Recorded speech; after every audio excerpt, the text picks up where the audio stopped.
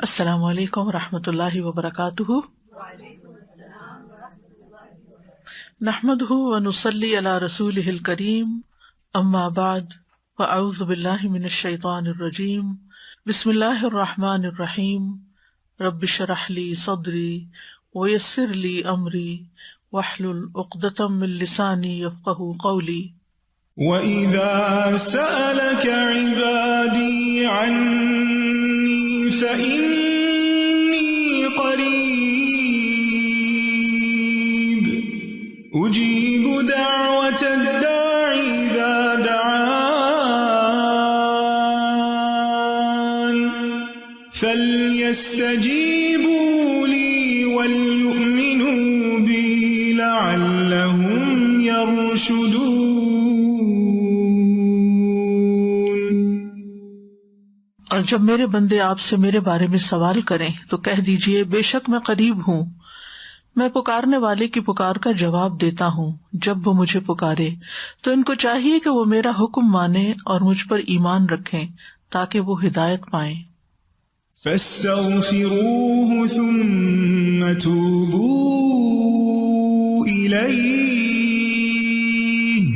إِنَّ رَبِّي قَرِيبٌ مُجِيبٌ۔ سو اس سے بخشش مانگو پھر اس کی طرف پلٹ آؤ، یقیناً میرا رب قریب ہے، قبول کرنے والا ہے۔ الحمد للہ الملک القدوس السلام ذی الجلال والاکرام، ربنا تقدست اسماؤہ وعلت صفاتہ، هو کما اثنى علی نفسہ لا نحصی ثناء علیہ، لہ الحمد فی الدنیا والآخرۃ علی الدوام، احمد ربی واشکرہ علی من من بہ من الفضائل والخیرات التی نعلم والتی لا نعلم فہو ولی الانعام۔ ہر قسم کی حمد اللہ کے لیے ہے جو کہ حقیقی بادشاہ ہے، پاکیزہ ذات ہے، سلامتی دینے والا ہے، جو بڑائی اور اکرام والا ہے۔ ہمارے رب کے نام پاک ہیں، اس کی صفات بلند ہیں، اس کی ذات ویسی ہی ہے جیسا کہ اس نے خود اپنی ذات کی تعریف بیان کی ہے۔ ہم اس کی تعریف کی طاقت نہیں رکھتے، اسی کے لیے دنیا اور آخرت میں ہر قسم کی ہمیشہ ہمیشہ کی حمد ہے۔ میں اپنے رب کی حمد اور شکر ادا کرتا ہوں اس بات پر جو اس نے ہم پر مہربانی اور خیرات کا احسان فرمایا، ان بھلائیوں کا احسان فرمایا جن کو ہم جانتے ہیں اور جن کو ہم نہیں جانتے۔ وہ فضل اور مہربانی اور انعام کرنے کا مالک ہے۔ اللہم صلی علی محمد وعلی آل محمد کما صلیت علی ابراہیم وعلی آل ابراہیم انک حمید مجید۔ اللہم بارک علی محمد وعلی آل محمد کما بارکت علی ابراہیم وعلی آل ابراہیم انک حمید مجید۔ آج ہم قیامت کے دن کی آسانی کی دعائیں پڑھیں گے۔ ارشاد ربانی ہے، یا ایہا الناس اتقوا ربکم ان زلزلۃ الساعۃ شیء عظیم یوم ترونها تذہل كل مرضعۃ عما ارضعت وتضع كل ذات حمل حملها وترى الناس سكارى وما هم بسكارى ولكن عذاب اللہ شدید۔ اے لوگو اپنے رب سے ڈرو، بے شک قیامت کا زلزلہ بہت بڑی چیز ہے۔ جس دن تم دیکھو گے کہ ہر دودھ پلانے والی اپنے اس بچے سے جسے وہ دودھ پلا رہی تھی غافل ہو جائے گی، اور ہر حمل والی اپنا حمل گرا دے گی، اور آپ لوگوں کو دیکھیں گے کہ وہ نشہ میں ہیں، حالانکہ وہ نشہ میں نہیں ہوں گے، لیکن اللہ کا عذاب بھی بہت سخت ہوگا۔ ان آیات میں قیامت کے دن کی ہولناکی کا بیان ہے۔ قیامت کا ایک تعارف کرایا گیا ہے، وہ دن جس دنیا میں ہم رہتے ہیں، جس دنیا کو ہم دیکھتے ہیں، ہر چیز تہس نہس ہو جائے گی۔ ہم سب جانتے ہیں کہ دنیا کی یہ زندگی عارضی ہے، ٹیمپرری ہے، چند دن کی ہے، اور اس کا انجام زوال ہے، فنا ہے، اسے ختم ہونا ہے، اور اصل زندگی اس کے بعد شروع ہوگی جس کو کوئی زوال نہیں، جسے کبھی ختم نہیں ہونا۔ اس دنیا کو اللہ نے امتحان گاہ بنایا ہے، اور اس کے بعد نتیجے کا دن ہے جو قیامت کا دن ہے. اس دن انسان کو اپنے رب سے ملاقات کرنی ہے، اور وہ دن ہوگا جس دن انسان کو اس کے اعمال کا جو اس نے اس دنیا میں کیے پورا بدلہ دے دیا جائے گا. سورۃ انشقاق میں اللہ تعالیٰ فرماتے ہیں یا ایھا الانسان انک کادح الی ربک کدحا فملاقیہ، اے انسان بے شک تو مشقت کرتے کرتے اپنے رب کی طرف جانے والا ہے، پھر اس سے ملنے والا ہے. یعنی دنیا میں ایک مشکل کے بعد دوسری کے بعد تیسری، امتحانوں سے گزرتے گزرتے ایک دن تم اپنے رب سے جا ملو گے، اور یہ ملاقات حقیقی ملاقات ہے. اور جو شخص یہ سمجھتا ہے کہ وہ رب کی طرف نہیں لوٹے گا وہ بہت بڑے دھوکے میں ہے. موت کے بارے میں تو کسی کو شک نہیں، ہر شخص یقین رکھتا ہے کہ موت آئے گی، لیکن موت کے بعد کیا ہوگا اس کے بارے میں دنیا کے انسانوں کی اکثریت غافل ہے. انہیں کچھ پتہ نہیں کہ کل کیا ہونے والا ہے. لہٰذا یہ بہت ضروری ہے کہ ہم خود بھی جانیں اور دوسروں تک بھی اس پیغام کو پہنچائیں، انسانیت کو اس کے انجام سے باخبر کریں کہ وہ ایک ایسے دن میں اپنے رب سے ملاقات کرنے والے ہیں جس دن سب کا حساب کتاب ہوگا. اللہ سبحانہ وتعالیٰ فرماتے ہیں افحسبتم انما خلقناکم عبثا وانکم الینا لا ترجعون، کیا تم نے یہ سمجھ لیا کہ ہم نے تمہیں بے مقصد پیدا کیا ہے اور تم ہماری طرف واپس نہیں لوٹائے جاؤ گے؟ یعنی تم نے یہ کیسے گمان کر لیا کہ تمہاری واپسی اللہ کی طرف نہیں ہے؟ تمہارے پاس اس کا کیا پروف ہے، کیا دلیل ہے؟ تو بہرحال یہ تو ایک حقیقت ہے کہ قیامت کو آنا ہے. اللہ تعالیٰ نے قیامت کے دن کی قسم کھا کر قیامت کے وقوع پر یقین دہانی کرائی ہے. لا اقسم بیوم القیامہ، نہیں میں قسم کھاتا ہوں قیامت کے دن کی. اور کس بات پر قسم کھائی گئی ہے؟ کہ قیامت کا دن آئے گا. وہ دن ہے جس میں رب کی طرف لوٹنا ہوگا. وہ ایک کٹھن دن ہے جیسا کہ یہاں بتایا جا رہا ہے، ایک مشکل ترین دن ہے جس کا آغاز سور پھونکنے سے ہوگا اور پھر شدید زلزلے سے. یہ زلزلہ زمین پر بھی ہوگا، پہاڑوں پر، سمندروں میں، درختوں، عمارتوں، ہر چیز کو مٹا دینے والا ہوگا، اور زمین ایک چٹیل میدان کی طرح ہو جائے گی. جو لوگ اس دن اس سارے منظر کو اپنی آنکھوں سے دیکھیں گے وہ ان کی برداشت سے باہر ہوگا. شدید خوف اور دہشت کے مارے ان کی آنکھیں پتھرا جائیں گی، دل کانپ رہے ہوں گے. مائیں اپنے بچوں کو دودھ پلانا بھول جائیں گی، حاملہ عورتوں کے حمل ساقط ہو جائیں گے، ہر آدمی اپنا ہوش کھو بیٹھے گا. یوں لگے گا جیسے انہوں نے کوئی ایسی چیز پی رکھی ہے کہ جس سے ان کے ہوش مارے گئے ہیں. تو فرمایا یا ایھا الناس اتقوا ربکم، اے لوگو اپنے رب سے ڈرو. وہ رب جس نے تمہیں پیدا کیا، جس نے تمہیں اپنی طرف سے دی ہوئی نعمتوں کے ساتھ تمہاری پرورش کی، جس کی طرف تم واپس جانے والے ہو. اور اصل تقویٰ اور اصل رب کا ڈر یہی ہے کہ رب کی مرضی کے مطابق پھر یہ زندگی بسر کی جائے، اپنے فرائض کو ادا کیا جائے، گناہوں سے بچا جائے. بعض لوگ صرف فرائض ادا کر لیتے ہیں لیکن اللہ تعالیٰ کی منع کردہ چیزوں سے منع نہیں ہوتے، یعنی گناہوں سے باز نہیں آتے، حرام چیزوں سے باز نہیں آتے. تو یہ تقویٰ نہیں. تقویٰ میں دونوں چیزیں پائی جاتی ہیں، اطاعت بھی اور نافرمانی سے بچنا بھی. ان زلزلۃ الساعۃ شیء عظیم، بے شک قیامت کا زلزلہ بہت بڑی چیز ہے. یعنی اگر کوئی شخص تقویٰ اختیار نہیں کرتا اللہ کا تو اسے اس دن سے ڈرنا چاہیے اور اپنے اعمال کی اصلاح کر لینی چاہیے، کیونکہ وہ شدید زلزلہ آگے آنے والا ہے. زلزلہ کا لفظ عربی زبان میں بہت زیادہ حرکت دینے کو اور بار بار تکرار کے ساتھ اور شدت کے ساتھ ہلانے کو کہتے ہیں. اور زلزلہ چیزوں کو ان کی جگہوں سے ہٹا دیتا ہے، ہلا دیتا ہے، ان کے مرکز سے الگ کر دیتا ہے. تو یہاں زلزلۃ الساعہ کی بات کی جا رہی ہے کہ ساعہ کا زلزلہ، ساعہ کہتے ہیں قیامت کو، یعنی قیامت کا زلزلہ جو ہے وہ بہت بڑی چیز ہے، اور یہ اس دن کے واقع ہونے کا آغاز ہوگا، ابتدا ہوگی. اور جب اللہ تعالیٰ کسی چیز کو عظیم کہہ دیتے ہیں تو وہ واقعی عظیم ہوتی ہے. ان زلزلۃ الساعۃ شیء عظیم، یعنی اللہ سبحانہ وتعالیٰ کے الفاظ میں یہ بہت بڑی چیز ہے جس کی ہولناکی کا کوئی اندازہ نہیں کر سکتا. دنیا میں جب کبھی اگر آپ کو ایکسپیرینس ہوا ہو زلزلے کا تو چند سیکنڈ کے زلزلے کی بھی اتنی دہشت ہوتی ہے کہ زلزلہ تو ختم ہو جاتا ہے لیکن دل کا زلزلہ ختم نہیں ہوتا. دل دھڑکتے رہتے ہیں زور زور سے، اور خوف کے مارے، دہشت کے مارے پلپیٹیشن تیز ہو جاتی ہے. اور یہ زلزلہ تو اس وقت تک ختم ہی نہیں ہوگا جب تک کہ قیامت واقع نہیں ہو چکے گی. پہاڑ پھٹ کر ریزہ ریزہ نہیں ہو جائیں گے، اور پھر وہ صرف پھٹیں گے ہی نہیں، ٹوٹیں گے ہی نہیں، بلکہ اتنا شدید زلزلہ ہوگا کہ پہاڑوں کو ریت میں بدل دے گا. کثیبا مہیلا ہو جائے گا، بھربھری ریت کے ٹیلوں کی طرح ہو جائیں گے، اور پھر غبار بن کر رنگین روئی کی طرح اڑ جائیں گے۔ آسمان پھٹ جائے گا، چاند اور سورج بے نور ہو جائیں گے، ستارے بکھر جائیں گے، اور ایسا خوف ہوگا کہ بچے بھی بوڑھے ہو جائیں گے، بچوں کو بوڑھا کر دے گا۔ یوم یجعل الولدان شیبا، جیسے سورۃ المزمل میں آتا ہے۔ سورۃ واقعہ میں آتا ہے وحملت الارض والجبال فدکتا دکتا واحدہ فیومئذ وقعت الواقعہ، زمین اور پہاڑ اٹھا لیے جائیں گے، پھر دونوں ایک ہی چوٹ میں خوب ریزہ ریزہ کر دیے جائیں گے، تو اس دن واقع ہونے والی یعنی قیامت واقع ہو جائے گی۔ اور یہاں فرمایا یوم ترونہا تذہل کل مرضعۃ عما ارضعت، اس دن ہر دودھ پلانے والی اپنے دودھ پیتے بچے کو بھول جائے گی۔ تذہل، ذہول انسان کی وہ کیفیت ہوتی ہے جس میں اس کو کوئی پتہ نہیں ہوتا وہ کہاں ہے، یعنی ایک طرح سے بے ہوشی کی کیفیت، اور انسان کی عقل کھو جاتی ہے۔ اور ذہول اس بھلانے کو کہتے ہیں جسے بھولنا نہیں چاہیے، یعنی ماں کسی بھی حال میں اپنے بچے کو نہیں بھولتی کہ کہیں بچے کو لے گئی اور ماں اس کو چھوڑ کے آ گئی ہو، یا کسی بھی اعتبار سے اس کے کان ہر وقت، اس کی نگاہیں ہر وقت بچے کا پیچھا کر رہی ہوتی ہیں۔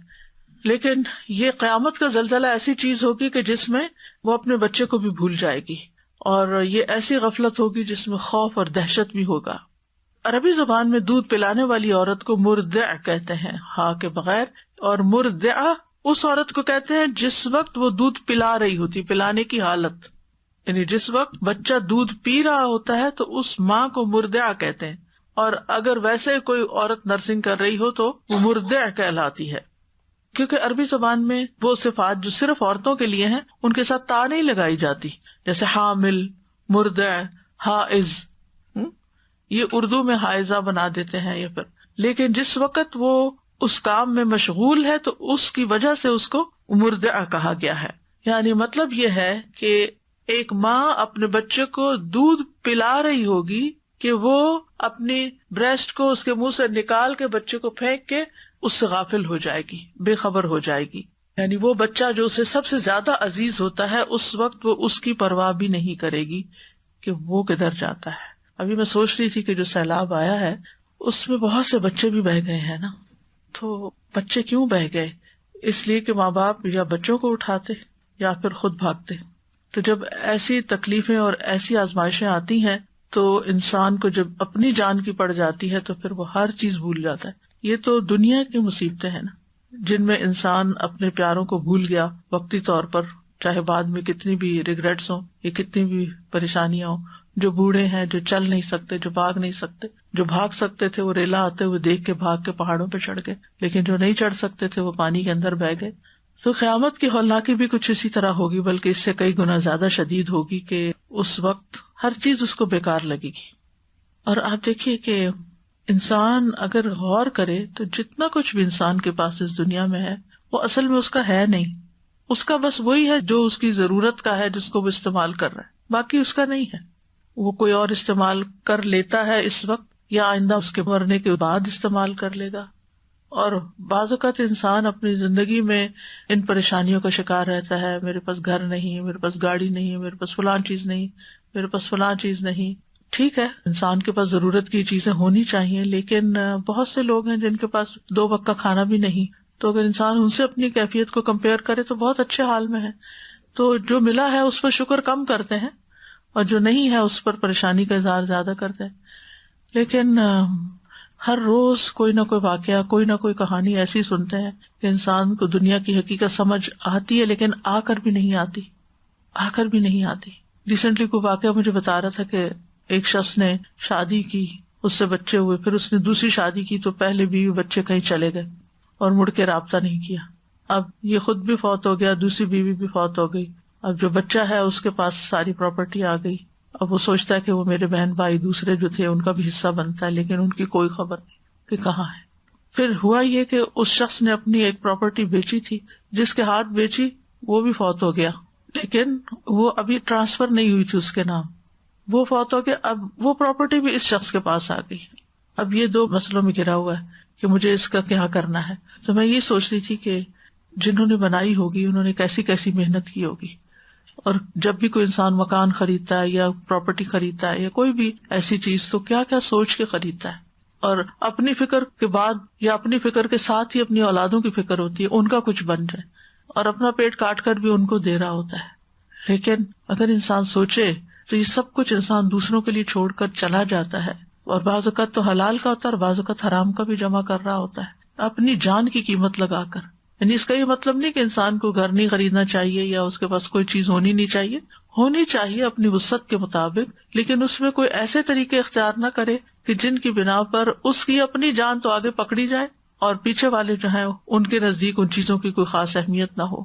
تو بہرحال انسان اس دن دنیا کے سونے چاندی کو یاد نہیں کرے گا، اپنی کسی پراپرٹی کو یاد نہیں کرے گا، اپنی پیاری سے پیاری چیز کو یاد نہیں کرے گا. صرف اور صرف اس کو فکر ہوگی کہ میں اپنے ساتھ کیا لایا ہوں، میرا زاد راہ کیا ہے، میرا عمل کیا ہے جس پر میرا سروائیول ہو. کیونکہ آخرت میں تو صرف ایک ہی چیز دیکھی جائے گی اور وہ عمل ہے، اور اسی میں ہم سب سے پیچھے رہتے ہیں. وہ چیزیں جو ہمیں کل کام آنی ہے آج اپنے ہاتھ سے دے کر وہ ہم بھول جاتے ہیں. وَتَدَعُ كُلُّ ذَاتِ حَمْلٍ حَمْلَهَا، جہاں دودھ پلانے والی دودھ پیتے بچے سے غافل ہوگی وہاں حاملہ عورتیں اپنے حمل گرا دیں گی، یعنی ابورٹ ہو جائیں گے. یعنی اتنی شدت ہوگی، اتنا ہول ہوگا، اتنا خوف ہوگا، اتنی گھبراہٹ ہوگی کہ عورت حمل کو سنبھال نہ سکے گی. وَتَرَى النَّاسَ سُكَارَىٰ، یہ تو ان عورتوں کا حال ہے، اور باقی لوگ تم دیکھو گے کہ جیسے کوئی نشہ پیے ہوئے ہیں. وَمَا هُمْ بِسُكَارَىٰ، حالانکہ وہ نشے میں مبتلا نہیں ہوں گے، یعنی عقل مدہوش ہوئی بھی ہوگی، ان کو کچھ سمجھ نہیں آ رہا ہوگا کہ یہ ہو کیا رہا ہے. وَلَكِنَّ عَذَابَ اللَّهِ شَدِيدٌ، لیکن اللہ کا عذاب بڑی سخت چیز ہے. یعنی کہ یہ اللہ کا عذاب ہی ہوگا ایک طرح سے، جس کی وجہ سے انسان کی عقل ماری جائے گی، دل خالی ہو جائیں گے، گھبراہٹ کے مارے دل اچھل کر حلق میں آ رہے ہوں گے، آنکھیں خوف کے مارے پتھرا رہی ہوں گی، اور اب کوئی باپ بیٹے کے کام نہیں آئے گا اور بیٹا باپ کے کام نہیں آئے گا، کوئی کسی کو نہیں پوچھے گا. اور حساب کے وقت بھی لوگوں کی یہی حالت ہو رہی ہوگی. تو ان آیات سے یہ پتہ چلتا ہے کہ قیامت کا آنا برحق ہے، یقینی طور پر آئے گی، کیونکہ اللہ تعالیٰ نے خود اس کی خبر دی ہے. سورۃ القیامہ میں بھی آتا ہے لا اقسم بیوم القیامہ ولا اقسم بالنفس اللوامہ ایحسب الانسان ان لن نجمع عظامہ بلا قادرین علی ان نسوی بنانا. نہیں میں قیامت کے دن کی قسم کھاتا ہوں، اور نہیں میں بہت ملامت کرنے والے نفس کی قسم کھاتا ہوں. کیا انسان گمان کرتا ہے کہ بے شک ہم کبھی اس کی ہڈیاں اکٹھی نہیں کریں گے؟ کیوں نہیں، ہم انہیں اکٹھا کریں گے، اس حال میں کہ ہم قادر ہیں کہ اس کی انگلیوں کے پورے درست کر کے بنا دیں. یعنی انسان سمجھتا ہے کہ اللہ تعالیٰ مٹی سے دوبارہ انسان کیسے بنائے گا، ہم تو انگلیاں بھی ان کے نشانوں کے ساتھ دوبارہ بنا دیں گے. نبی صلی اللہ علیہ وسلم کو قیامت کی اتنی فکر ہوتی تھی کہ بعض اوقات رات کو اٹھ کر لوگوں کو خبردار کرتے تھے. ابی ابن کعب کہتے ہیں جب رات کا تہائی حصہ گزر جاتا تو رسول اللہ صلی اللہ علیہ وسلم اٹھ کھڑے ہوتے اور فرماتے اے لوگو اللہ کو یاد کرو، اے لوگو اللہ کو یاد کرو. آ گئی کانپنے والی، اور اس کے بعد زلزلے کا ایک اور جھٹکا آ پڑے گا. آ گئی موت اپنی سختیوں کے ساتھ. جاءت الراجفۃ تتبعها الرادفۃ جاء الموت بما فیہ. تو قیامت کے آنے میں کوئی دیر نہیں ہوگی، کچھ مشکل نہیں ہوگی. آنکھ جھپکنے کی دیر میں قیامت آ جائے گی. اور پھر یہ کہ اللہ تعالیٰ نے اس کا وقت بھی کسی کو نہیں بتایا کہ وہ کب آئے گی، اس لیے انسان کو اس کے لیے ہمیشہ تیار رہنا چاہیے. سورۃ النحل میں آتا ہے وَلِلَّهِ غَيْبُ السَّمَاوَاتِ وَالْأَرْضِ وَمَا أَمْرُ السَّاعَةِ إِلَّا كَلَمْحِ الْبَصَرِ أَوْ هُوَ أَقْرَبُ إِنَّ اللَّهَ عَلَى كُلِّ شَيْءٍ قَدِيرٌ. اور آسمانوں اور زمین کا غیب اللہ ہی کے پاس ہے، اور قیامت کا معاملہ نہیں مگر آنکھ کے جھپکنے کی طرح یا اس سے بھی زیادہ قریب تر. بے شک اللہ ہر چیز پر پوری طرح قادر ہے. جب دنیا کا خاتمہ ہوگا اور قیامت کا آغاز ہوگا تو اس دنیا میں کیا کیا تبدیلیاں آئیں گی. قرآن مجید کی روشنی میں ہم دیکھتے ہیں کہ سب سے پہلے زمین اور آسمان میں تبدیلی ہو جائے گی. یہ زمین ایسی زمین نہیں رہے گی، یہ آسمان ایسا آسمان نہیں رہے گا، یعنی زمین اور آسمان تبدیل ہو جائیں گے. یوم تبدل الارض غیر الارض والسماوات وبرزوا للہ الواحد القہار. جس دن یہ زمین اور زمین سے بدل دی جائے گی اور سب آسمان بھی، اور لوگ اللہ کے سامنے پیش ہوں گے جو اکیلا ہے، بڑا ہی زبردست ہے. یعنی اتنی بڑے پیمانے پہ تبدیلی جو ہے، جس زمین پہ انسان پاؤں رکھ کے کھڑا ہے اور جو آسمان اس کی نگاہیں دیکھتی ہیں، یہی بدل جائیں گے. تو پھر آپ سوچئے کہ جو چیزیں ہماری پوزیشن میں ہیں یا جو ہماری امنگیں اور آرزویں اور امیدیں ہیں، پھر ان کا کیا ہوگا. کیونکہ اس کے بعد تو اب حساب کتاب ہوگا، دوبارہ اٹھایا جائے گا. پلسرات ہوگا، میزان ہوگا، حوض کوثر ہوگا، ان سب پر ہمارا کیا حال ہوگا، اور پھر سب سے بڑھ کر جہنم کی ہولناکیاں کیا ہوں گی، اور یہ سب انسان کو اپنی نگاہوں سے دیکھنا ہوگا، اس کو ایکسپیرئنس کرنا ہوگا۔ وہ دن زمین اور آسمان پر بہت بھاری دن ہوگا۔ قرآن مجید میں آتا ہے کہ ثقلت فی السماوات والارض لا تأتیکم الا بغتۃ، کہ وہ آسمانوں اور زمین پر بہت بھاری وقت ہوگا، یعنی وہ بھی اس کی شدت کو محسوس کر رہے ہوں گے، اور یہ تمہارے پاس اچانک آ جائے گی۔ پھر ایک اور جگہ پر آتا ہے کہ یہ بڑا تلخ دن ہوگا، بل الساعۃ موعدہم والساعۃ ادھیٰ وامر، بلکہ قیامت ان کے وعدے کا وقت ہے، اور قیامت زیادہ بڑی مصیبت اور زیادہ کڑوی ہے، یعنی اس کی ایک بٹرنس ہوگی۔ پھر آسمان کے بارے میں آتا ہے کہ آسمان لرز رہا ہوگا، یعنی زمین پہ تو زلزلہ ہوگا ہی، آسمان بھی کانپ رہا ہوگا۔ یوم تمور السماء مورا، جس دن آسمان لرزے گا، سخت لرزنا، پھر وہ پھٹ جائے گا، پہلے لرزے گا پھر پھٹ جائے گا۔ اذا السماء انفطرت، اور آسمان پر جو چیزیں ہیں ان کا حال کیا ہوگا؟ اذا الشمس کورت، جب سورج لپیٹ دیا جائے گا، واذا النجوم انکدرت، جب ستارے بے نور ہو جائیں گے، واذا الجبال سیرت، اور جب پہاڑ چلا دیے جائیں گے، واذا العشار عطلت، اور جب 10 ماہ کی حاملہ اونٹنیاں بیکار چھوڑ دی جائیں گی، واذا الوحوش حشرت، اور جب جنگلی جانور اکٹھے کیے جائیں گے، واذا النفوس زوجت، اور جب جانیں ملا دی جائیں گی، یعنی روح اور جسم کو باہم ملا دیا جائے گا۔ پھر اسی طرح زمین اور پہاڑ باہم ٹکرا جائیں گے اور ایک ہی چوٹ میں ریزہ ریزہ کر دیے جائیں گے۔ وحملت الارض والجبال فدکتا دکتا واحدا، سور پھونک دیا جائے گا۔ ونفخ فی الصور فصعق من فی السماوات ومن فی الارض الا من شاء اللہ، اور سور میں پھونکا جائے گا تو جو لوگ آسمانوں میں اور جو زمین میں ہوں گے مر کر گر جائیں گے، زمین کے انسان اور آسمانوں کے فرشتے سبھی مر جائیں گے، یعنی فرشتوں پر بھی موت آئے گی۔ یعنی یہ قیامت صرف انسانوں کے لیے نہیں ہے، جنگلی جانوروں کا تو ذکر آپ نے پڑھا، وَإِذَا الْوُحُوشُ حُشِرَتْ، اور پھر الْعِشَارُ عُطِّلَتْ، لیکن اس کے ساتھ ساتھ فرشتوں کی بھی موت آ جائے گی، اور پھر قبریں پھٹیں گی، جو لوگ پہلے سے مرے ہوئے ہیں وہ زمین سے نکلنا شروع ہو جائیں گے۔ یوم تشقق الارض عنہم سراعا ذلک حشر علینا یسیر، جس دن زمین پھٹے گی اس حال میں کہ وہ تیز دوڑنے والے ہوں گے، اور یہ ایسا اکٹھا کرنا جو ہمارے لیے بہت آسان ہے، یعنی لوگ قبروں سے نکلتے چلے جائیں گے اور حشر کی طرف بھاگنا شروع کر دیں گے، اور پھر سب مخلوق ایک جگہ اکٹھی ہوگی، ایک شخص بھی بھاگ نہ سکے گا۔ وَيَوْمَ نُسَيِّرُ الْجِبَالَ، جس دن ہم پہاڑوں کو چلا دیں گے، وَتَرَى الْأَرْضَ بَارِزَةً، اور تم زمین کو بالکل چٹیل ہموار، جیسے حدیث میں آتا ہے کہ سفید میدے کی روٹی کی طرح ہو جائے گی، ہموار سیدھی، تاکہ وہاں پر حشر کا میدان قائم ہو۔ وَحَشَرْنَاهُمْ، اور ہم ان سب کو اکٹھا کر لیں گے، فَلَمْ نُغَادِرْ مِنْهُمْ أَحَدًا، تو ان میں سے ہم کسی ایک کو بھی نہیں چھوڑیں گے۔ پھر اس کے بعد یہ ہے کہ انسانوں کے علاوہ جانوروں کو بھی زندہ کیا جائے گا دوبارہ۔ وَإِذَا الْوُحُوشُ حُشِرَتْ، جب وحشی جانور اکٹھے کر دیے جائیں گے، اور ان کا تو آپ کو معلوم ہے کہ حساب کتاب کر کے ان کے مظالم کا بدلہ چکا کے ان کو مٹی کر دیا جائے گا۔ لوگوں کو ننگے پاؤں، ننگے بدن اور بے ختنہ اٹھایا جائے گا جیسے کہ وہ پہلی دفعہ پیدا ہوئے تھے۔ ہر انسان اپنی نیت پر اٹھایا جائے گا، اس لیے نیت کتنی امپورٹنٹ ہے۔ انما یبعث الناس علی نیاتہم، قیامت کے دن لوگ اپنی نیتوں کے مطابق اٹھائے جائیں گے، کہ دنیا میں کیا کرتے رہے، کیوں کرتے رہے، کوئی بھی کام کس لیے کیا، کیا مقصد تھا ان کا۔ اور پھر جو لوگ نیکی کے ساتھ زندگی بسر کرتے رہے اور نیکی پر ہی ان کی موت آئی، اور اس کی ہم سب کو دعا بھی کرنی چاہیے کہ اللہ ہمیں حسن خاتمہ نصیب فرما۔ توفنا مع الابرار، پیچھے ہم پڑھ چکے ہیں وہ دعائیں قریب و مجیب میں، کہ جس میں ہم نے حسن خاتمہ کی دعائیں پڑھی تھی کہ اللہ تعالیٰ ہمارا خاتمہ اچھا کرے، ہم نیک لوگوں کے ہاتھوں میں ہوں، اور اس وقت ہمیں اللہ تعالیٰ کا کلمہ نصیب ہو، اور پھر یہ کہ اس حال میں دنیا سے جائے کہ نفس مطمئنہ ہو، اور پھر یہ کہ راضیۃ مرضیہ ہو۔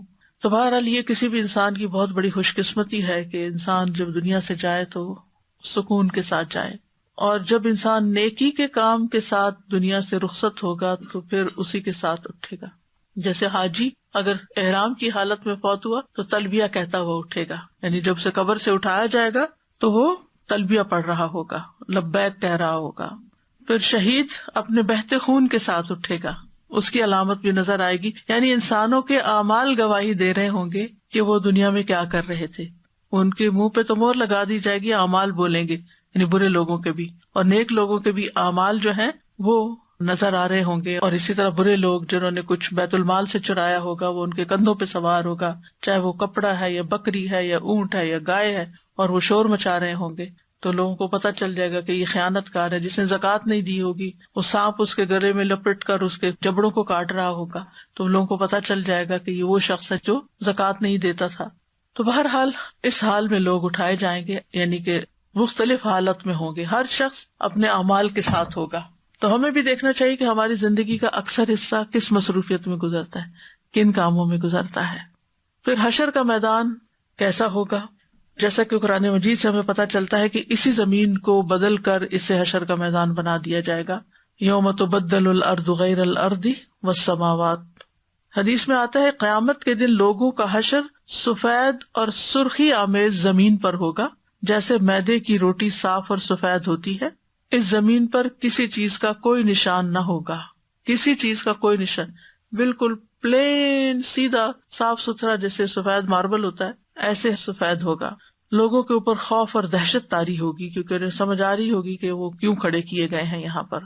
یوم یخرجون من الاجداث سراعا، جس دن وہ قبروں سے تیز دوڑتے ہوئے نکلیں گے، کأنہم الی نصب یوفزون، جیسے وہ کسی گاڑے ہوئے نشان کی طرف دوڑے جا رہے ہوں، یعنی بالکل فوکسڈ ہوں گے گاڑے ہوئے نشان کی طرف۔ جیسے آپ دیکھیں ریس ہوتی ہے نا، ریس لگاتے ہیں تو وہ نشان آگے لگا ہوتا ہے کہ یہاں تک آپ نے آنے، اس سے آگے نہیں جانا، تو وہ جو دوڑنے والا ہوتا ہے وہ اسی کو سامنے رکھ کے دوڑ رہا ہوتا ہے، تو بس وہاں تک جانا ہے اور اسی کے مطابق اپنی سپیڈ کو رکھتا ہے۔ تو قیامت کے دن بھی لوگ جو دوڑ رہے ہوں گے وہ اسی نشان تک جائیں گے، اس سے آگے نہیں جا سکیں گے۔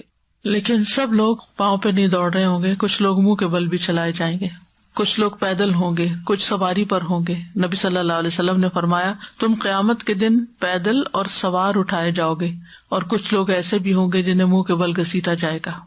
جن لوگوں نے دنیا میں رب کا اقرار نہیں کیا، کفر اختیار کیا، وہ وہاں پر تمنا کریں گے وَيَقُولُ الْكَافِرُ يَا لَيْتَنِي كُنتُ تُرَابًا۔ اب یہ زمین میدان بن چکی ہے، ہر چیز سیٹل ہو گئی ہے، لوگ حساب کے لیے کھڑے ہیں۔ اب یہ جو میدان ہے حشر کا، اس میں شدید گرمی ہوگی، بہت گرم جگہ ہوگی۔ ابن عمر کہتے ہیں نبی صلی اللہ علیہ وسلم سے روایت کرتے ہوئے کہ آپ نے یوم یقوم الناس لرب العالمین، جس دن لوگ رب العالمین کے لیے کھڑے ہوں گے، اس کی تفسیر میں فرمایا لوگوں میں سے کچھ نصف کانوں تک کے پسینے میں ڈوبے ہوئے ہوں گے۔ ایک اور حدیث میں آتا ہے بخاری کی، قیامت کے دن لوگ پسینے میں شرابور ہو جائیں گے، اور حالت یہ ہوگی کہ ہر کسی کا پسینہ زمین پر 70 ہاتھ تک پھیل جائے گا اور منہ تک پہنچ کر کانوں کو چھونے لگے گا، یعنی اتنی بری حالت ہوگی پسینے سے۔ پھر اللہ تعالیٰ اور فرشتوں کا نزول ہوگا، وَجَاءَ رَبُّكَ وَالْمَلَكُ صَفًّا صَفًّا، تیرا رب آئے گا اور فرشتے جو صف در صف ہوں گے، نے پوری لائنوں میں ڈسپلن کے ساتھ، جیسے فوجی ایک ڈسپلن کے ساتھ سیدھے لائنوں میں چل رہے ہوتے ہیں، ایسے ہی اللہ کے یہ فوج جو ہے فرشتوں کی، وہ بھی پورے ڈسپلن کے ساتھ آ جائے گی۔ نبی صلی اللہ علیہ وسلم نے فرمایا اس وقت تمہارا کیا حال ہوگا جب اللہ تمہیں 50,000 سال کے لیے اس طرح اکٹھا کر دے گا جس طرح تیر کو کمان میں ڈالا جاتا ہے، پھر اللہ تمہاری طرف نظر بھی نہیں کرے گا، یعنی جب چاہے گا پھر حساب لے گا۔ یعنی یہ عام انسانوں کا حال ہوگا، لیکن مومن کے لیے یہ دن سورج ڈھلنے سے غروب ہونے تک ہے، ٹھیک ہے، یعنی اس کی مدت کم ہوگی۔ لوگ گھبرا کر انبیاء کے پاس جائیں گے، حضرت آدم کے پاس جائیں گے، پھر حضرت نوح کے پاس جائیں گے، ابراہیم علیہ السلام کے پاس جائیں گے، موسیٰ علیہ السلام کے پاس جائیں گے، عیسیٰ علیہ السلام کے پاس جائیں گے اور کہیں گے کہ آپ اپنے رب کے حضور شفاعت کیجیے، آپ دیکھ رہے ہیں ہم کس حال کو پہنچے ہیں۔ لیکن ہر پیغمبر کوئی نہ کوئی عذر بیان کر کے اس کو آگے بھیج دے گا، حتیٰ کہ نبی صلی اللہ علیہ وسلم آگے بڑھیں گے، عرش تلے پہنچ کر اپنے رب عز و جل کے آگے سجدے میں گر پڑیں گے، تو آپ کو کہا جائے گا کہ سر اٹھائیے، شفاعت کیجیے، آپ کی بات سنی جائے گی۔ پھر آپ کی شفاعت سے حساب کتاب شروع ہوگا، جہنم بھی سامنے لائی جائے گی اور دکھائی جائے گی۔ وَجِیءَ یَوْمَئِذٍ بِجَہَنَّمَ یَوْمَئِذٍ یَتَذَکَّرُ الْإِنسَانُ وَأَنَّىٰ لَهُ الذِّکْرَىٰ، اس دن جہنم کو لایا جائے گا اور اس دن انسان نصیحت حاصل کرے گا، اور اس کے لیے وہ وقت کہاں نصیحت حاصل کرنے کا۔ جہنم کافروں کے سامنے پیش کی جائے گی، وَأَرَدْنَا جَهَنَّمَ يَوْمَئِذٍ لِلْكَافِرِينَ عَرْضًا۔ کیسے پیش کی جائے گی؟ حدیث میں آتا ہے اس دن جہنم کی 70,000 لگامیں ہوں گی، اور ہر ایک لگام کو 70,000 فرشتے پکڑے ہوئے کھینچ رہے ہوں گے، یعنی اتنی بڑی اور اتنی شدت کے ساتھ وہ کفار کے سامنے لا کر پیش کی جائے گی اور ان کو دکھائی جائے گی فزیکلی. جب جہنم گناہگاروں کو دیکھے گی تو اور جوش مارے گی، یعنی جہنم کو بھی اللہ تعالیٰ ایک سینس دے دے گا. اذا رأتهم من مکان بعید سمعوا لها تغیظا وزفیرا، جب وہ جہنم دور سے انہیں دیکھے گی، یعنی اپنے شکار کو، ان لوگوں کو جو اس کے پاس آنے والے ہیں، تو یہ اس کے جوش خروش کی آوازیں خود سن لیں گے. سورۃ ملک میں آتا ہے اذا القوا فیہا سمعوا لها شہیقا وہی تفور تکاد تمیز من الغیظ، جب وہ اس میں پھینکے جائیں گے تو اس کے دھاڑنے کی آواز سنیں گے اور وہ اچھل رہی ہوگی، یوں لگے گا جیسے ابھی پھٹ پڑے گی. جہنم اپنے انگارے باہر پھینک رہی ہوگی. انہا ترمی بشرر کالقصر کانہ جمالۃ صفر، وہ اتنے بڑے بڑے شرارے پھینکے گی جیسے محل، اور وہ اچھلتے ہوئے یوں محسوس ہوں گے جیسے زرد اونٹ ہوں. قیامت کے دن جہنم سے گردن بھی باہر نکلے گی، جس کی 2 آنکھیں ہوں گی جن سے وہ دیکھتی ہوگی، اور 2 کان ہوں گے جن سے وہ سنتی ہوگی، اور 1 زبان ہوگی جس سے وہ بولتی ہوگی، اور کچھ لوگوں پر مسلط کر دی جائے گی. پھر بہرحال حساب کتاب شروع ہوگا. ہر امت کو گھٹنوں کے بل بٹھا دیا جائے گا. وَتَرَى كُلَّ أُمَّةٍ جَاثِيَةً كُلُّ أُمَّةٍ تُدْعَىٰ إِلَىٰ كِتَابِهَا الْيَوْمَ تُجْزَوْنَ مَا كُنتُمْ تَعْمَلُونَ. تو تم ہر امت کو گھٹنوں کے بل گرا ہوا دیکھو گے. ہر امت اپنے اعمال نامے کی طرف بلائی جائے گی. آج تمہیں اس کا بدلہ دیا جائے گا جو تم کیا کرتے تھے. اور اس طرح پھر اللہ سبحانہ وتعالیٰ بندوں کے درمیان فیصلہ کریں گے. نامہ اعمال تقسیم کیے جائیں گے سب کے سامنے، یعنی ہر ایک کا اعمال نامہ اس کے دائیں یا بائیں ہاتھ میں دے دیا جائے گا. وَإِذَا الصُّحُفُ نُشِرَتْ، اور کہتے ہیں کہ یہ نامہ اعمال اڑ اڑ کر لوگوں کے ہاتھوں میں پہنچ رہا ہوگا. کچھ لوگ دائیں ہاتھ میں لیں گے اور کچھ لوگوں کے بائیں ہاتھ میں ہوگا، اور وہ لے کر پیچھے کو چھپا لیں گے. مومنوں کی عزت تو تکریم ہوگی. وہ جب اپنا نامہ اعمال دیکھیں گے تو خوش ہو جائیں گے اور وہ کہیں گے ہا اقرؤ کتابیہ، آؤ میرا اعمال نامہ پڑھو. انی ظننت انی ملاق حسابیہ، مجھے یقین تھا کہ میرا حساب ہونے والا ہے. یعنی یہ سب دیکھا جائے گا. آپ دیکھیں جو چیز ڈسپلے ہوتی ہے آپ اس کو کس طرح بناتے ہیں، اس کی ایک ایک نوک پلک سنوارتے ہیں. یعنی اگر آپ کو وہ کپڑے پہننے ہو جو سب دیکھنے والے ہیں، جیسے دلہن کے کپڑے ہوتے ہیں، کچھ ایک ایک کریز، ایک ایک بل، ایک ایک چیز، اس کی اسٹائل، ہر چیز فکس کی جاتی ہے تاکہ کوئی چیز خراب نہ لگے. تو اگر ہمیں یہ یقین ہو کہ ہمارے سارے اعمال سامنے آ جائیں گے تو ہم ایک ایک عمل کو خوبصورت بنا کے کریں کہ یہ سب دیکھیں گے. دنیا میں دکھاوے کا بڑا شوق ہوتا ہے کہ لوگ دیکھیں میں کتنی نیک ہوں. مومن کا یہ شوق قیامت کے دن پورا ہو جائے گا. سب کے سامنے اس کا اعمال نامہ جب آئے گا اور وہاں وہ دکھاوا نہیں ہوگا. تو یہاں دکھانے کی بجائے وہاں کی فکر کرنی چاہیے کہ اس دن میرا حال کیا ہوگا، میں کیسی کتاب پکڑے ہوئے ہوں گا. سورۃ اسراء میں آتا ہے وَكُلَّ إِنسَانٍ أَلْزَمْنَاهُ طَائِرَهُ فِي عُنُقِهِ وَنُخْرِجُ لَهُ يَوْمَ الْقِيَامَةِ كِتَابًا يَلْقَاهُ مَنشُورًا اقرأ كِتَابَكَ كَفَىٰ بِنَفْسِكَ الْيَوْمَ عَلَيْكَ حَسِيبًا. اور ہر انسان کو ہم نے اس کا نصیب اس کی گردن میں لازم کر دیا ہے، اور قیامت کے دن ہم اس کے لیے ایک کتاب نکالیں گے جسے وہ کھلی ہوئی پائے گا. کہا جائے گا پڑھو اپنی کتاب، آج تم اپنے اوپر خود ہی حساب لینے کے لیے کافی ہو. تو نامہ اعمال میں ہر چھوٹی بڑی چیز لکھی ہوگی. انسان کہے گا ما لہذا الکتاب لا یغادر صغیرۃ ولا کبیرۃ الا احصاها، اس کتاب کو کیا اس نے ہر چھوٹی اور بڑی بات لکھ لی، چھوٹی نیکیاں بھی بڑی نیکیاں بھی، وہ نیکیاں جو دکھا کے کرتے ہیں وہ بھی جو چھپا کے، کسی کو نہیں پتا. دنیا میں بعض اوقات یہ ہوتا ہے نا کہ آپ بہت اچھے کام کر رہے ہوتے ہیں، کسی کو نہیں پتا ہوتا، تو بعض اوقات لوگ آپ کے بارے میں کوئی ایسی بات کہہ دیتے ہیں جس سے آپ کا دل ٹوٹ جاتا ہے، جو آپ کی ایکسپیکٹیشن کے خلاف ہوتی ہے. آپ سمجھتے ہیں کہ میں تو اچھا ہی کر رہا ہوں، لیکن لوگوں کو وہ نظر ہی نہیں آتا. کہتے تم تو انتہائی نکمے ہو، کچھ بھی نہیں کرتے. انسان کو دل چھوٹا نہیں کرنا چاہیے. جس کا آخرت پر یقین ہو اسے پتا ہوگا کہ میں نے جو کیا ہے وہ میرے اعمال نامے میں لکھا ہوا، وہ کل نظر آ جائے گا، بس تھوڑی دن کی بات ہے. ذرا برابر خیر اور شر، فَمَن يَعْمَلْ مِثْقَالَ ذَرَّةٍ خَيْرًا يَرَهُ وَمَن يَعْمَلْ مِثْقَالَ ذَرَّةٍ شَرًّا يَرَهُ. پھر حدیث میں آتا ہے تم میں سے ہر فرد قیامت کے دن اللہ تعالیٰ سے اس طرح کلام کرے گا کہ اللہ اور بندے کے بیچ میں کوئی ترجمان نہیں ہوگا، کوئی انٹرپریٹر نہیں ہوگا. پھر وہ دیکھے گا تو اس کو آگے کوئی چیز نظر نہیں آئے گی. پھر اپنے سامنے دیکھے گا تو آگ ہوگی. بس تم میں سے جو بھی آگ سے بچنے کی استطاعت رکھتا ہو وہ آگ سے بچے، خواہ کھجور کا آدھا ٹکڑا ہی صدقے میں دے کر کیوں نہ ہو. تو اس سے یہ پتہ چلتا ہے کہ صدقہ جو ہے وہ انسان کو آگ سے بچانے والا ہے. اسی طرح روزہ بھی. پھر قیامت کے دن سب سے پہلے امت محمد کا حساب ہوگا صلی اللہ علیہ وسلم، اور اس میں بھی سب سے پہلے علماء کا حساب ہوگا. اگر وہ کامیاب ہو گئے تو جلدی جنت کی طرف چلے جائیں گے، اور اگر ناکام ہوئے اور پھر شہید اور پھر سخی، یعنی جنہوں نے بڑے بڑے کام کیے ہوں گے ان کا حساب پہلے ہوگا.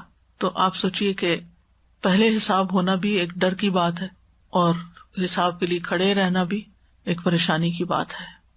تمام انسانوں کے اعمال میں سب سے پہلے نماز کا حساب ہوگا. اگر نماز پوری ہوئی، درست ہوئی، تو باقی اعمال بھی درست ہوں گے. اگر اس میں خرابی آ گئی، اس کا وزن ٹھیک نہیں نکلا، تو باقی اعمال میں بھی بگاڑ آ جائے گا. اب دیکھیں پتہ نہیں کہاں سے ہمارے اندر یہ کانسیپٹ آ گیا نا، کہ جیسے کرسچینٹی میں ہے کہ آپ اگر چیریٹی کر لیتے ہو تو پھر باقی آپ کے اعمال جو ہیں وہ نہیں دیکھے جائیں گے. یا آپ کنفیس کر لیتے ہو اور کنفیس کرنے کے بعد آپ کچھ خرچ کر دیتے ہو چرچ کے لیے یا جو بھی ان کا سسٹم ہے، تو اس کے بعد آپ فری ہیں، جیزس جو ہے وہ آپ کی نجات کے لیے کافی ہیں. لیکن ہمارے دین میں اگر آپ کے اپنے فرائض پورے نہیں ہیں، کیونکہ کچھ چیزیں فرائض ہیں، جب تک آپ کے اپنے فرائض پورے نہیں تو کوئی آپ کو کچھ نہیں کر سکتا، آپ کی شفاعت نہیں ہو سکتی، کیونکہ فرائض کا حساب بہرحال ہے. جو شفاعت ہے وہ دوسری چیزوں میں ہے، یعنی باقی فرائض کے علاوہ جو کوتاہیاں ہو جاتی ہیں ان کو اللہ سبحانہ وتعالیٰ مختلف طریقوں سے معاف کر دے گا. اسی طرح حقوق العباد میں سب سے پہلا فیصلہ قتل کے بارے میں ہوگا، اگر کسی نے کسی کا خون بہایا ہوگا. پھر اسی طرح ہر ذمہ دار سے اس کی ذمہ داری کے بارے میں پوچھا جائے گا کہ اپنی رسپانسبلٹیز کو کتنا پورا کیا تھا. پھر آپس میں ایک دوسرے پر کیے گئے جو ظلم ہیں ان کے بارے میں حساب ہوگا. اگر کوئی ظالم ہوگا تو مظلوم کو اس کی نیکیاں دے دی جائیں گی. اگر ابھی بھی اس کا ظلم باقی ہے تو مظلوم کے گناہ ظالم کے ساتھ ڈال دیے جائیں گے، تو مظلوم کی سزا بھی ظالم بھگتے گا. پھر حقداروں کے حقوق کے لیے بار بار پیشی ہے. زبیر رضی اللہ عنہ کہتے ہیں کہ جب یہ آیت نازل ہوئی انک میت و انہم میتون، میں نے کہا اللہ کے رسول کیا ہمیں مخصوص گناہوں کے ساتھ آپس کی رنجشوں کے نتائج بھگت لینے کے بعد آخرت میں دوبارہ جواب دہی کا سامنا کرنا پڑے گا؟ آپ نے فرمایا ہاں، تمہیں بار بار تکلیف دی جائے گی یہاں تک کہ ہر حقدار کو اس کا پورا پورا حق لوٹا دیا جائے. یعنی ایک آیا ہے، آ جاؤ تم اس کا حساب چکاؤ. اب دوسرا آ گیا، میرا حساب نہیں دیا، اس نے پورا نہیں کیا، اس کا چکاؤ. تیسرا آ گیا، چوتھا آ گیا، بار بار بلایا جائے گا. کس قدر ندامت اور شرمندگی ہے. تو اس لیے اول تو یہ ہے کہ بندوں کے ساتھ بڑی محتاط زندگی بسر کرنے کی ضرورت ہے کہ ہماری طرف سے ان کو کوئی تکلیف نہ پہنچے. ہم ان کے بارے میں کوئی ایسی زبان نہ کھولیں کہ جس سے ہمیں لینے کے دینے پڑ جائیں. اب جیسے غیبت ہی ہوتی ہے، کسی کی برائیاں ہی کرنی ہوتی ہیں یا سننی ہوتی ہیں، تو آپ کی نیکیاں اس کو مل جائیں گی. آپ کر لیں دل بھر کے جو کرنا ہے دنیا، لیکن ہم یہ بات سمجھ کے نہیں دیتے کس طرح قیامت کے دن ہم اپنے اعمال اتنی مشکل سے کمائے ہوئے.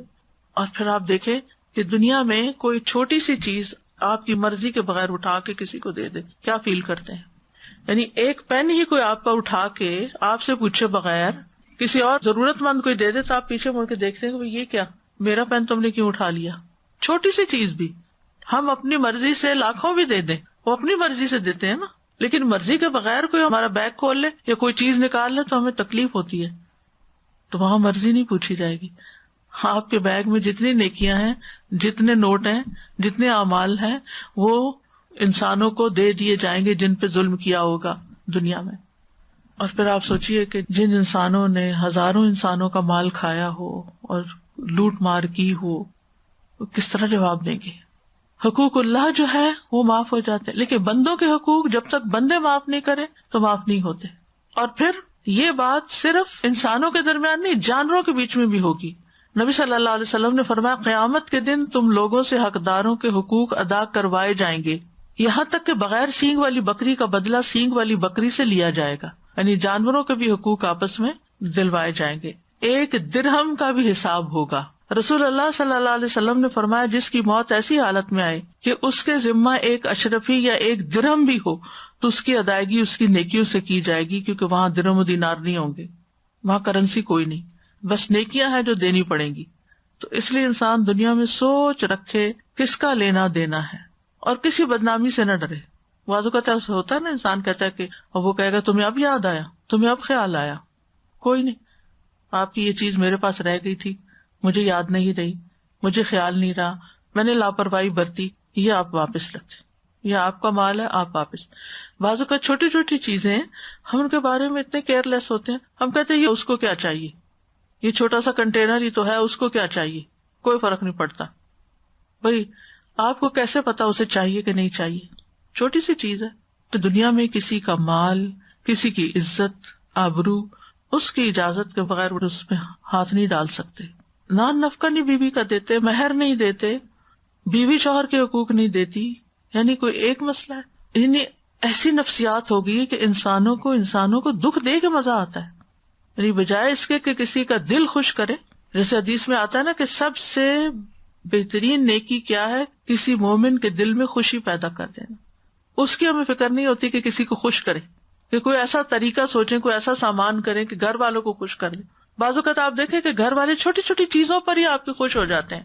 آپ کھلا پلا رہے ہوتے ہیں، ان کو سرو کر رہے ہوتے ہیں، اسمائل کر کے ہی کر دیں، ان کا دل بھی خوش ہو جائے. جب آپ اٹھا کے برتن رکھ رہے ہوتے ہیں، اور یہ رکھ تو رہے ہی ہیں، احسان جتا رہے ہیں نا، حالانکہ یہی موقع تھا کہ آپ اسمائل کر کے یہی کام کر لیتے، آپ دل خوش کر لیتے، اور اس نیت کے ساتھ دل خوش کرتے کہ یہ اللہ کے ہاں بہت بڑی نیکی ہے اور کل کام آئے گی، کل کے لیے کر رہی ہوں، کل کے لیے. بہرحال امت کا مفلس ترین شخص وہ ہوگا جس کے پاس ڈھیروں نیکیاں ہوں گی، نماز، زکوٰۃ، روزہ، سب کچھ، لیکن کسی کو گالی دی ہو، کسی پہ تہمت لگائی ہوگی، کسی کا مال کھایا ہوگا، کسی کا خون بہایا ہوگا، کسی کو مارا ہوگا، تو اس کی نیکیوں میں سے اس کو دے دیا جائے گا. یعنی اس ظالم کی نیکیوں میں سے مظلوموں کو دے دیا جائے گا. اگر نیکیاں ختم ہو گئی تو مظلوم کے گناہ ظالم پہ ڈال دیے جائیں گے، اور پھر اس کو آگ میں ڈال دیا جائے گا. یہ امت محمد صلی اللہ علیہ وسلم کا مفلس شخص ہے، یہ کسی کافر مشرک کی بات نہیں ہو رہی. اسی طرح کچھ لوگ جو ہوں گے اللہ تعالیٰ ان کو معاف کر دے گا. سوچتے ہو وہ کون خوش قسمت ہوں گے. ہو سکتا ہے وہ لوگ جو دنیا میں لوگوں کو معاف کرتے رہتے ہیں. قیامت کے دن ایک مومن اپنے رب کے قریب کیا جائے گا، یہاں تک کہ اللہ عز و جل اپنی ایک جانب اس پہ رکھے گا، پھر اس سے گناہوں کا اقرار کروایا جائے گا. پھر اللہ تعالیٰ فرمائے گا کیا تو پہچانتا ہے؟ وہ کہے گا رب میں پہچانتا ہوں، یہ میرے ہی گناہ ہے. اللہ فرمائے گا میں نے دنیا میں تیرے گناہوں پہ پردہ ڈالا، آج کے دن تیرے گناہوں کو معاف کرتا ہوں. پھر اس کی نیکیوں کا اعمال نامہ اس کو دے دیا جائے گا، باقی اس کے حساب سے ساقط کر دی جائے گی. کچھ لوگ ایسے ہوں گے ان کا حساب ہی نہیں ہونا، سیدھے جنت میں جائیں گے. یہ کون خوش قسمت ہوں گے جو دنیا میں لوگوں کے ساتھ ہر وقت حساب کتاب نہیں کرتے رہتے. یعنی اور بھی ایمان، عمل صالح، باقی چیزیں بھی، لیکن کچھ ایسے خوش قسمت لوگ ہوتے ہیں نا، کیونکہ کل بدلہ ہے نا، اعمال کا بدلہ ہے، ریورس ہو جائے گا. یعنی یوم الدین ہے نا، یعنی جو آج ہاں آپ کر رہے ہیں نا، کل ویسا ہی آپ کے ساتھ ہونے والا ہے. آپ دوسروں کو معاف کر دیتے ہیں، آپ کو بھی معاف کر دیا جائے گا. آپ دوسروں کے دل خوش کرتے ہیں، آپ کو بھی خوش کر دیا جائے گا. آپ دوسروں کے ساتھ بھلا کرتے ہیں، آپ کے ساتھ بھی بھلائی ہو جائے گی.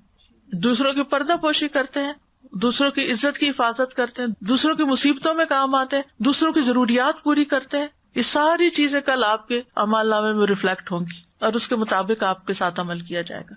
کسی بہرے کو سنوا دینا، کسی کو راہ دکھا دینا، چھوٹی سی بات کسی کو بتا کے اس کا مسئلہ حل کر دینا، یہ ساری چیزیں قیامت کے دن کے مسائل حل کر دیں گی. پھر شفاعت ہوگی.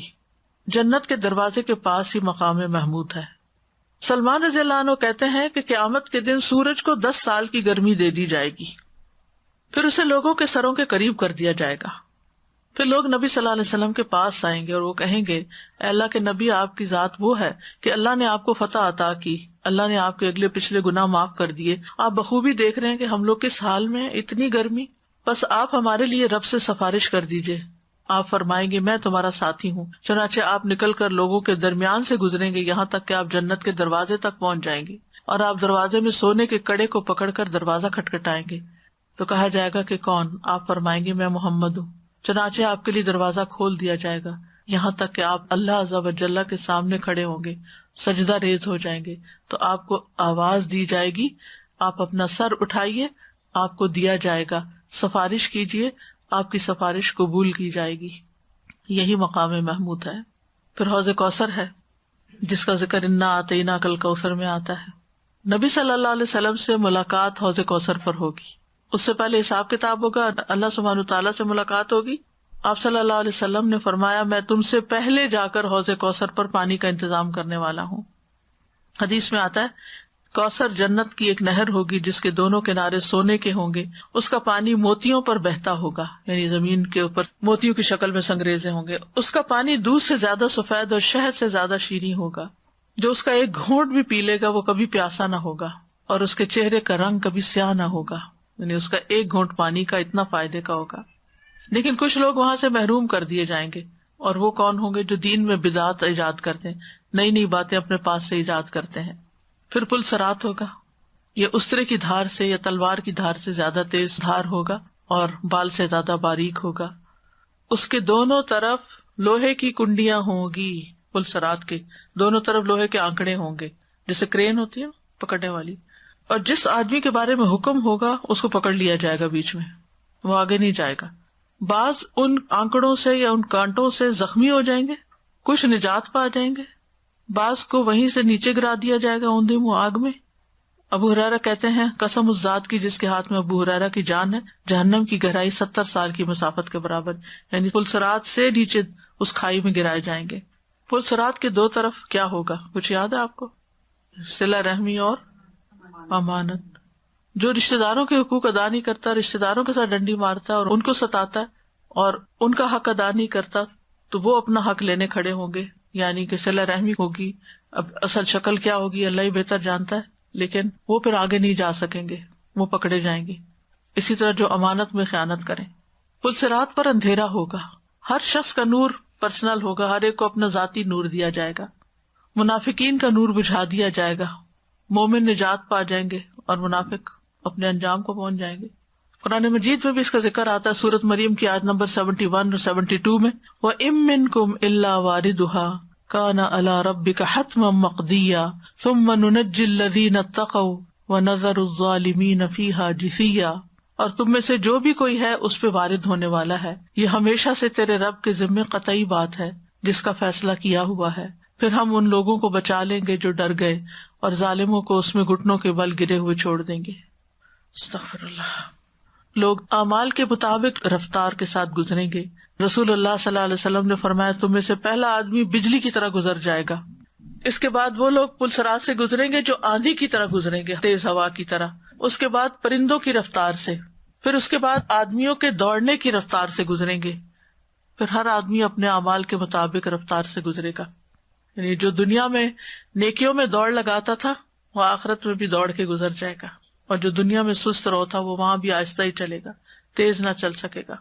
کچھ لوگ گھسٹ کر پہنچیں گے، کچھ لوگ کرال کرتے ہوئے، رینگتے ہوئے، کچھ لوگ عاجز آ جائیں گے، ان کو چلنے کی طاقت ہی نہیں رہے گی، وہ بیٹھ جائیں گے اور بیٹھ کر گھسٹ گھسٹ کے چل رہے ہوں گے.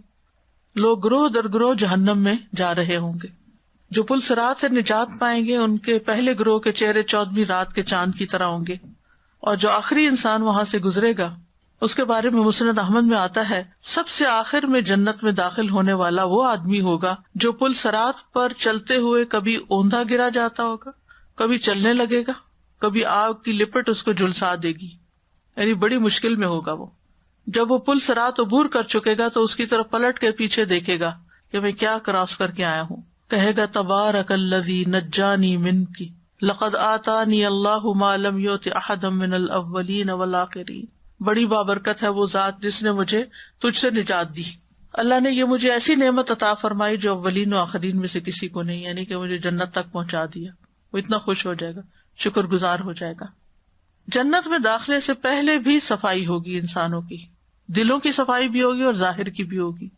ظاہر قبر سے نکلے ہیں، حشر کے میدان ہے اور پلسرات پر پسینے میں ڈوبے ہوئے، تو سارے میلے ہو چکے ہوں گے، تو وہاں نہلائے دھلائے جائیں گے اور صاف ستھرے کر کے جنت میں بھیجے جائیں گے.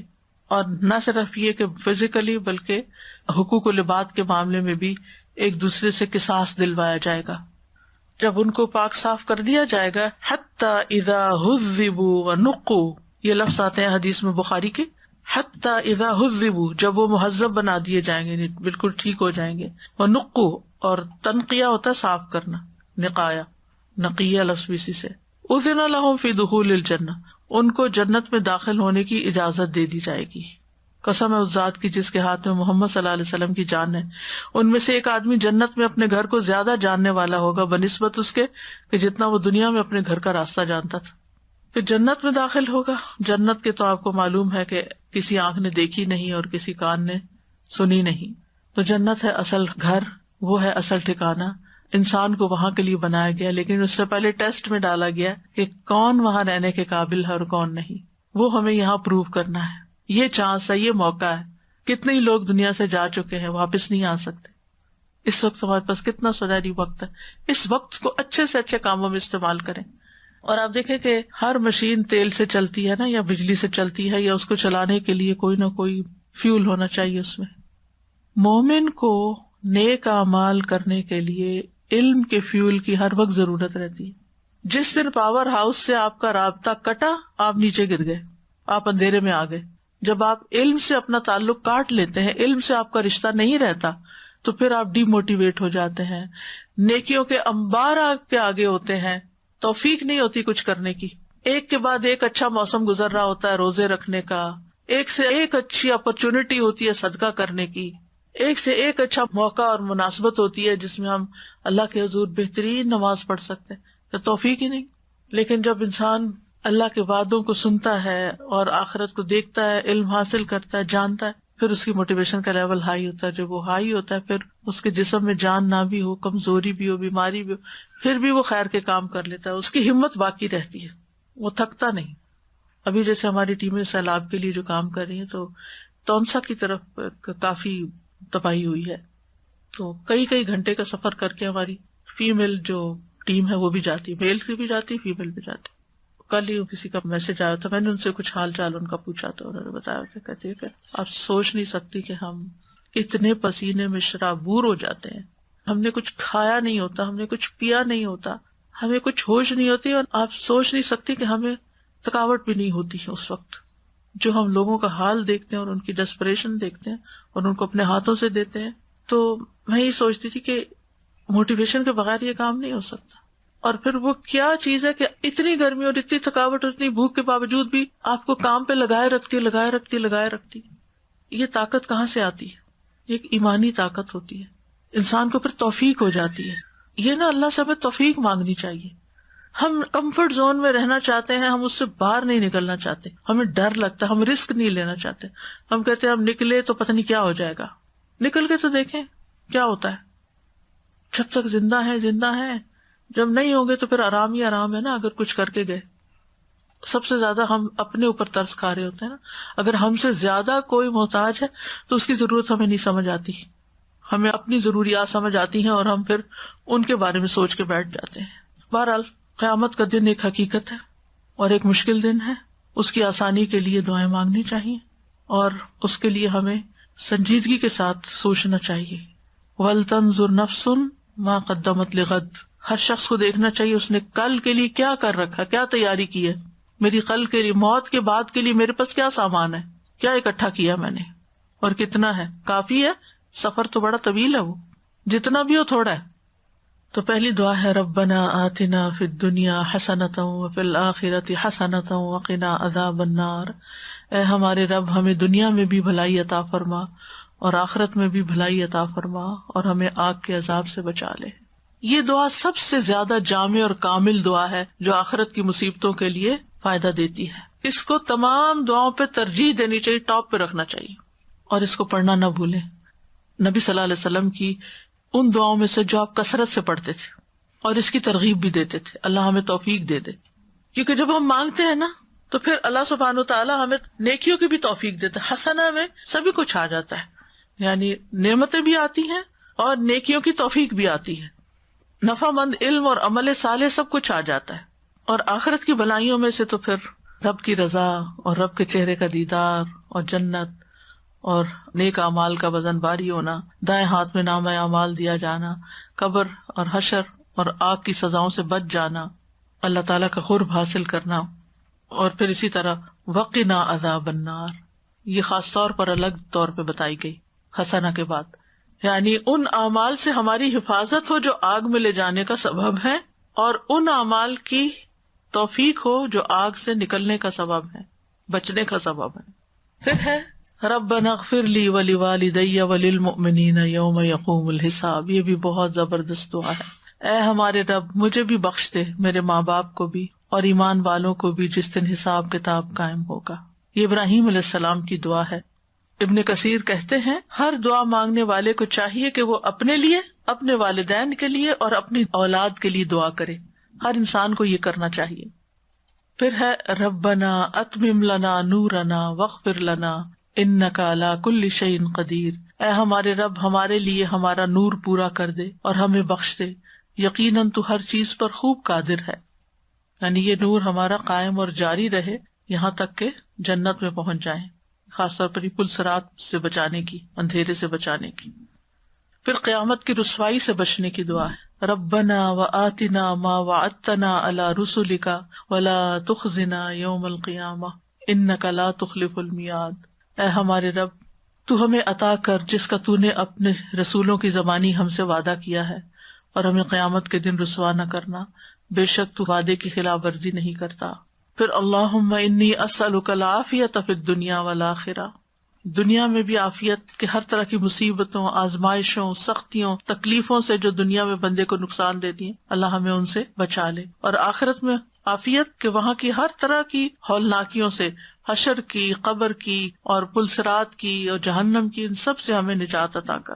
اسی سے ملتی جلتی دعا ہے، اللہم انی اسألک المعافاۃ فی الدنیا والآخرہ، اے اللہ میں تجھ سے دنیا اور آخرت میں درگزر کیے جانے کا سوال کرتا ہوں، عفو کا سوال کرتا ہوں، یعنی سلامتی اور نجات کا سوال کرتا ہوں کہ اللہ تعالیٰ ہمیں دنیا میں بھی ہر شر سے، لوگوں کے شر سے، جانوروں کے شر سے، اندھیرے کے شر سے، ہر چیز کے شر سے جو اللہ نے پیدا کی ہمیں محفوظ رکھے، اور اللہ تعالیٰ ہمیں ان تمام چیزوں سے جو ہمیں تکلیف دینے والی ہیں بچا کر رکھے، اور ہمیں بے نیازی عطا کرے اور ہر تکلیف کو ہم سے ہٹا دے، اور آخرت میں بھی اسی طرح کہ گناہوں کے برے نتائج سے ہم بچ جائیں۔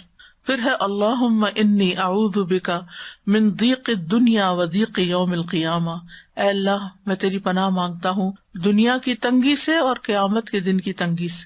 یہ بھی بڑی اچھی دعا ہے، یعنی دنیا کی تنگی کیا ہے؟ جیسے انسان کے دل کا تنگ ہونا، بخل ہونا، دل کی گھبراہٹ، غم، پریشانی، ہارٹ کی، سینے کی کنسٹرکشن، کیونکہ یہ چیزیں انسان کو عبادت سے دور کر دیتی ہیں۔ جب انسان کے اوپر ایک ڈپریشن سا ہوتا ہے، ایک اداسی سی ہوتی ہے، تو اس کی عقل ماری جاتی ہے۔ غم کی حالت میں انسان کو یاد ہی نہیں رہتا اس نے کیا کیا کام کرنے تھے۔ جب آپ ایکٹیو ہوتے ہیں، نشیط ہوتے ہیں، تو آپ کہتے ہیں میں یہ بھی کر لوں، یہ بھی کر لوں، ایسے ایسے آئیڈیاز آپ کو آنے لگتے ہیں کہ آپ کہاں سے کہاں پہنچ جاتے ہیں۔ اور اگر آپ غمگین ہوتے ہیں تو سب چھوڑ کے کپڑا لپیٹ کے لیٹ جاتے ہیں، اپنی بھی ہوش نہیں ہوتی۔ تو اس لیے غموں سے پناہ مانگنی چاہیے، دنیا کی تنگی سے۔ پھر اسی طرح رزق کی تنگی ہو یا باقی گھر کی تنگی ہو یا لوگوں سے تنگی، ہر تنگی سے نجات۔ اور آخرت کی تنگی بھی اسی طرح، قبر کی تنگی ہے، حشر کے دن کی تنگی۔ پھر اللہم لا تخزنی یوم القیامہ، اللہ مجھے قیامت کے دن رسوا نہ کرنا۔ پھر اللہم احسن عاقبتنا فی الامور کلہا واجرنا من خزی الدنیا وعذاب الآخرہ، اے اللہ تمام معاملات میں ہمارا انجام اچھا فرما اور ہمیں دنیا کی رسوائی اور آخرت کے عذاب سے محفوظ فرما۔ یہ بھی بہت ہی خوبصورت، یعنی ہمارے جتنے بھی معاملات ہیں ان کو بہتر کر دے اور ان کا انجام اچھا ہو، اینڈ اچھا ہو۔ یعنی دنیا میں جو بھی ہم کوئی پروجیکٹ شروع کریں، جو بھی ہم کوئی کام شروع کریں، کسی بھی چیز پر ہم محنت کریں، اس کا کوئی نتیجہ نکلے۔ مثلا کوئی فصل اگائی ہے تو اس کا پھل کھا سکیں، اس سے فائدہ اٹھا سکیں۔ کچھ پڑھائی شروع کی ہے تو اس امتحان کو پاس کر کے کوئی ڈگری، اور اس ڈگری سے کوئی فائدہ اٹھا سکیں۔ یعنی یہ نہیں کہ ہم محنت کرتے جائیں کرتے جائیں کرتے جائیں، نتیجہ کچھ بھی نہ نکلے، وہیں کے وہیں کھڑے ہو۔ کوئی کاروبار کرے تو اس کے اندر نفع ہو، کوئی جاب کرے تو اس کے اندر ترقی ہو، فائدہ ہو۔ یعنی کوئی بھی کام کرے، جو علم حاصل کریں اس پر عمل کرنے والے ہوں، جو غذا کھائیں وہ ہمارے جسم کو لگنے والی ہو، جو دوا کھائیں اس سے ہمیں شفا مل جائے اللہ کے اذن سے۔ یعنی ہر وہ قدم جو ہم اٹھائیں خیر و بھلائی کی طرف اٹھے، اور الٹیمیٹلی یہ ساری چیزیں ہماری آخرت کی کامیابی کا ذریعہ بنے۔ اللہم احسن عاقبتنا فی الامور کلہا، سارے معاملات اور ہر کام کا انجام اچھا اور پاکیزہ کر دے، خوبصورت کر دے، حسن خاتمہ کر دے۔